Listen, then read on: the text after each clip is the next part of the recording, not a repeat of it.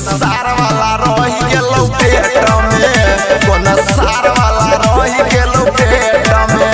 की करे छे लागे छौरी गहूं खेत में, की करे छे लागे छौरी गहूं खेत में। कोन छौड़ा वाला रही गेलो पेट में, कोन छौड़ा वाला रही गेलो पेट में।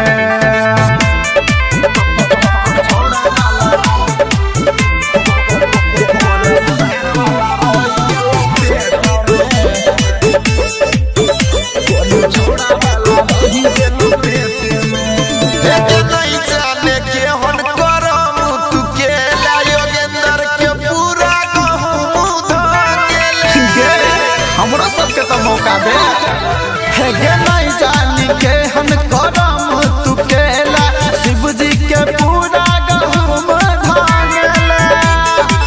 अल्लाह लवरनी छूटल रहो है खेत में, तोहर ओढ़नी छूटल रहो है खेत में। कोना सार वाला रही गेलो पेट में, कोना छौड़ा वाला रही गेलो पेट में।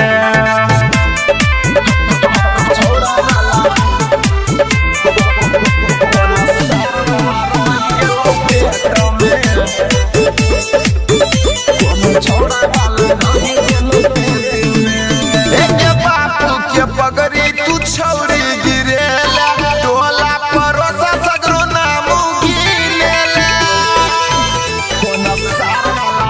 हे बाप के पगड़ी तू छौरी गिरेला, टोला परोसा सगरो नाम गिनेला। कृष्णा रहे चलो तोरा रेख देख में, विजय रहे चलो तोरे रेख देख में। कोना सार वाला रही गेलो पेट में, कोन छौड़ा वाला रही गेलो पेट में। सच सच बता ना तो पिट्ठी फाड़ देबो।